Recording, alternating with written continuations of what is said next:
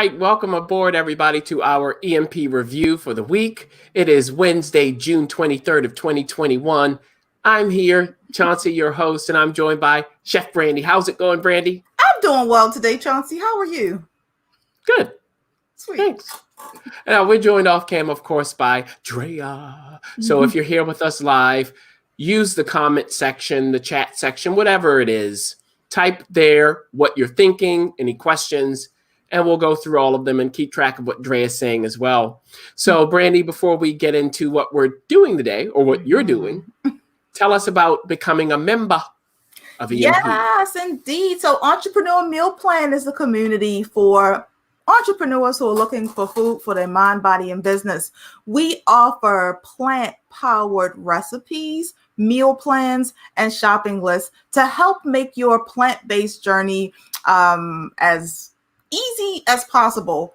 And we have a community of people that you do that with. So the people in the Entrepreneur Meal Plan community are all about doing life and business well, making sure that as they build their legacies, they are able to enjoy the fruits of their labor, so to say, at the end of the day. So we do workshops, we do these live replays. As I said before, we offer up meal plans, shopping lists, and as a community of other people just like you to support you along the way.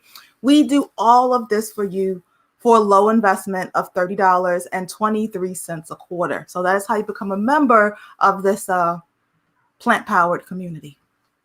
Exactly. And you'll be able to invest in yourself. Now, today's topic for the month still, eat your watermelon. Now, the weather's all over the place here, Brandy, for us in New York City. It's hot, then it's kind of cool. Who knows? But we do have a cool, refreshing little, maybe it's sorbet, maybe it's a slushy. It all is watermelon lime going into it. You know, this reminds me, Brandy, when I used to go to amusement parks and, you know, you get those kinds of things, you walk around, it's all hot. Yes. And you need this. Is this going to give us that kind of fix? Yes, it's going to give us our little icy. You know, that in New York, that's a thing. Like, we grew up in a place where there's something called the frozen cup, where you put juice inside of a cup and you freeze it, you turn it upside down, it cools you off. But in New York, it's sort of slushy. Now, these people that walk around with these little carts, and they serve them in Dixie cups, and it feels literally like that. Yeah. So the slushy is everywhere, though, Brandy. Stop it. You know, 7-Eleven sells that. Stop that. That's called a Slurpee, sir. Okay. Same thing. Anyway, so go ahead, Brandy. Go get set up, and we'll see how to make this. I'm interested. All right. So Brandy will be back in a moment.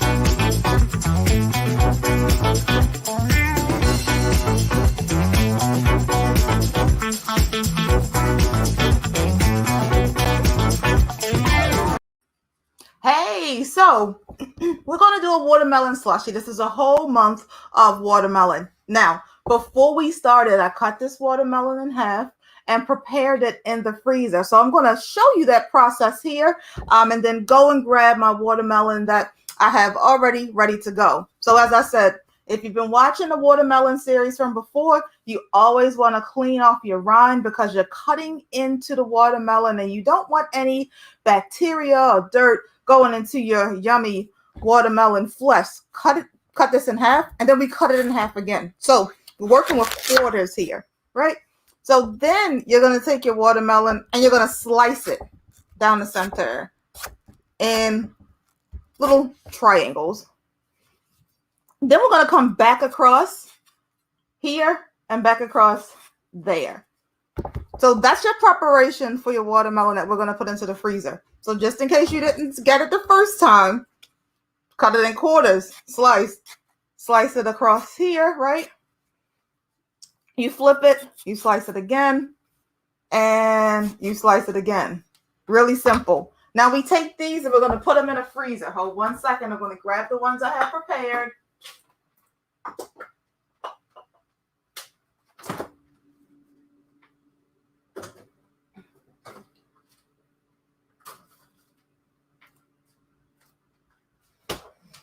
All right. So as you can see, maybe you can see there's a little bit of frost on these. As this frost, this is a frozen, partially frozen watermelon, because today I decided that I wanted a slushy versus a sorbet, right? Now, the difference between a slushy and a sorbet in this recipe is that you are going to leave it in the freezer longer. If you wanted to have more of a sorbet feel, you're going to leave it in the freezer not so long. So I would say half the time in the freezer. If you want a slushy, maybe about 2 hours is needed. And if you're going to do a full sorbet, maybe about 4 hours. But it's definitely a little solid. There's some ice on it. And this is the base.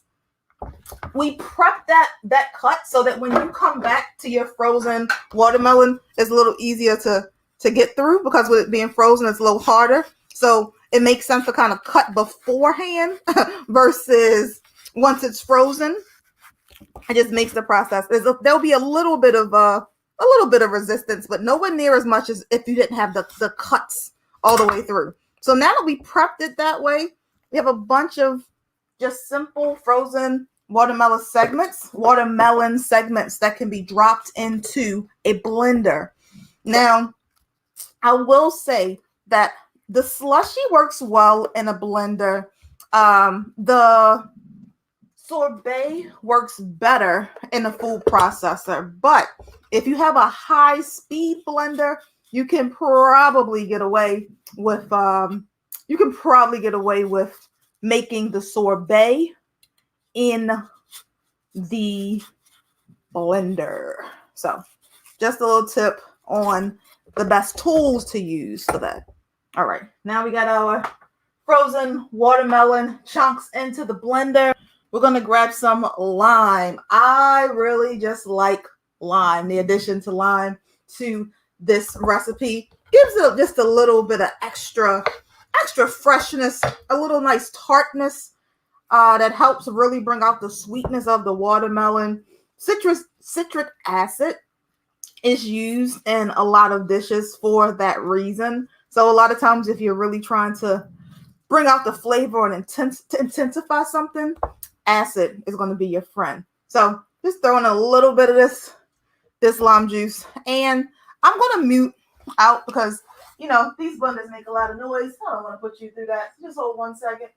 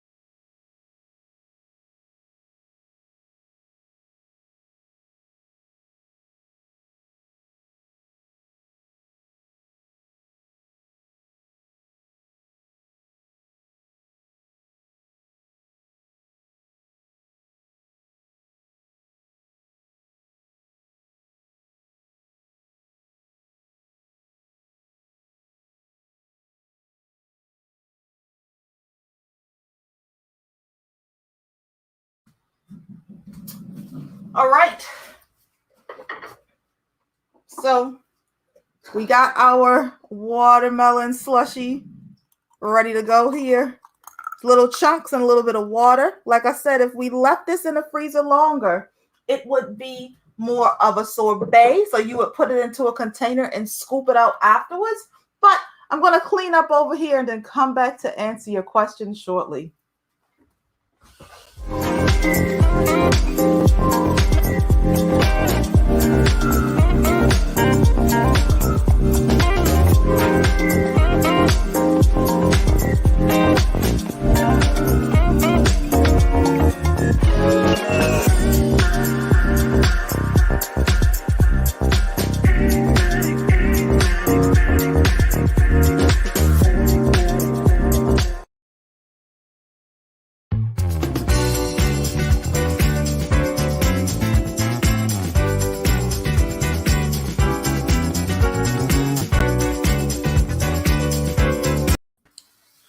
All right. That's how I like it. Nice and fast and easy. Simple. Like it's like a 5. Yeah, it's like, well, like with the preparation, it's like a 5-minute recipe. You still have to clean the watermelon. You have to cut it. Mm-hmm. And you have to freeze it. You do. Then you have to take it out and blend it. Yes. And then you have to pour it into a vessel to enjoy it. Pouring it? Well, I'll just drink it out of the. Yeah. No, I can cut that stuff now. So if you were with us, everyone, and you have questions, let us know now. But I do have a few questions for you, Brandy. Cool. One of them is, could you swap the watermelon for other fruits and do the same thing? Or is this a watermelon specific kind of recipe? No, you can totally do this with other fruits. So I've done this successfully with mango. I've done it successfully with mixed berries. Those are the things that I've done. Individual berries, mixed berries, mangoes, and watermelon are my go-to. I'm sure this could totally work for a cantaloupe or like a honeydew, so any other type of melon as well, and probably for papaya. Since mango was successful, papaya might be successful as well. Papaya is interesting. Honeydew. Listen, people love now. Do you want a honeydew slushy? I don't know about that. Now, Drea, similar question. What other fruits could you pair? So could you do a mix? Yeah, you could tell. So I'm a big berry person. So I would totally do a blend, and especially this time of year when they're like fresh and abundant at a great price. I would totally do like a berry blend. So like a blueberry, a blackberry, raspberry, strawberry, like kind of all together. I've also made this mango sorbet slushy concoction with mango. No, I said mango, watermelon. So watermelon and mango go really well together. So I've done that one together. Of course, you can swap the lemon with the lime.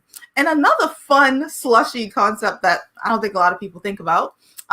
You can take mini oranges, mandarins, nectarines. I really like mandarins though, or a clementine. Those small ones that you can peel, right? My darling. Yes. You wash them off. Because you're gonna eat the skin too, and you just put them in a freezer. You know I love eating skin. Throw them in the freezer. Wait, you mean plant skin? No, be careful, Brandy. Oh my goodness, yes, specifically. Yes, let's be very clear. There's no cannibalism being practiced over here.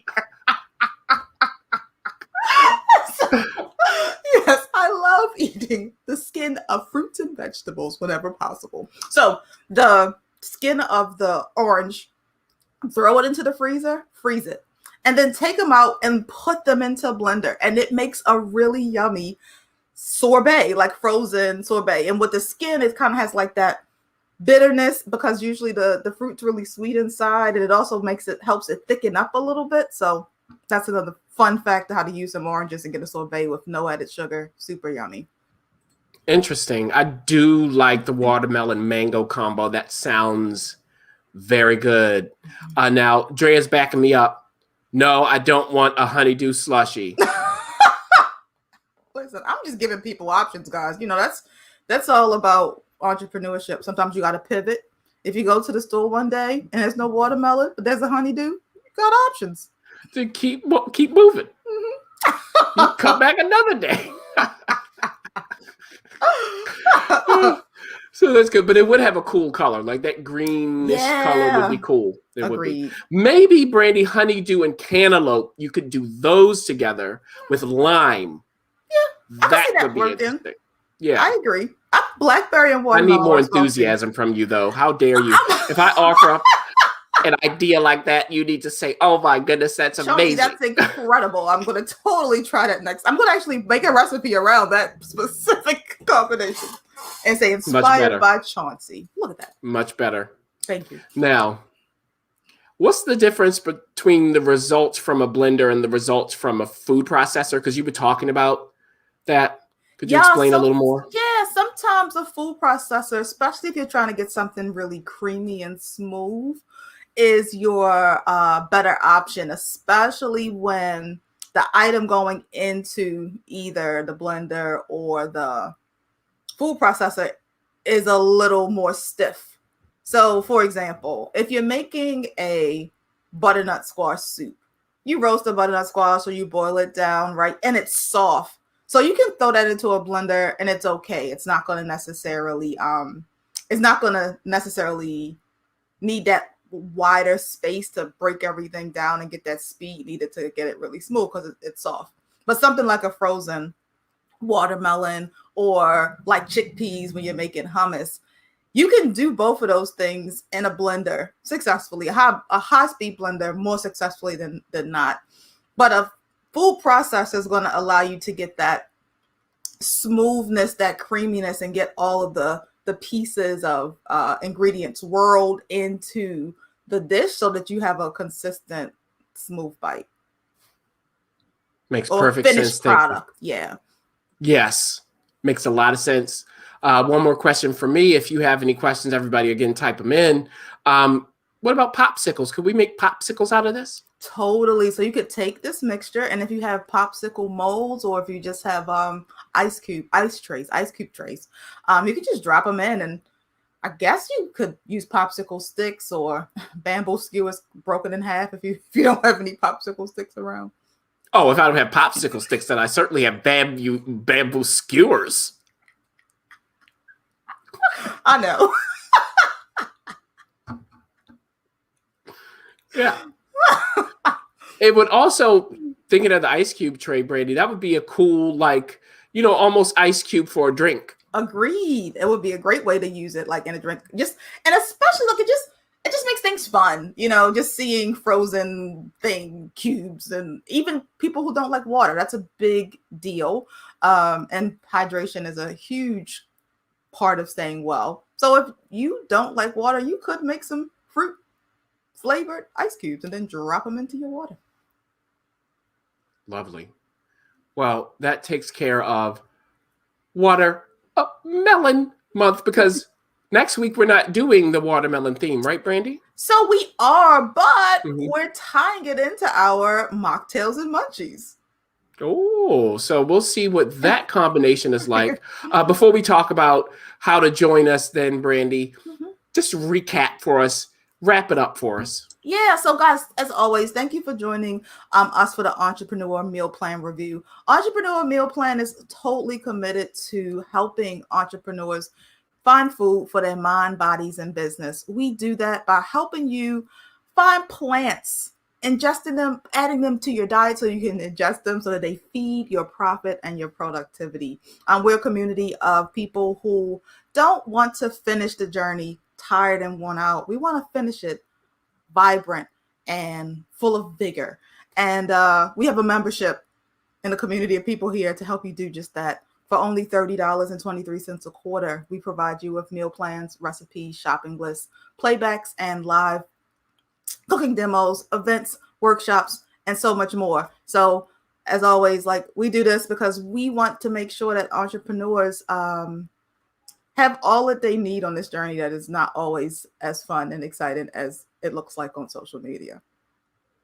I've done it. Because, speaking of that, the average entrepreneur makes $30,000 a year. So we have to be very careful. You need the support.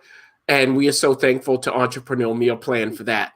So join us, everybody, next Wednesday at 7:30 Eastern Time. So that's 7:30 p.m. Eastern Time. That's Wednesday, June 30th, for mocktails and munchies, watermelon style.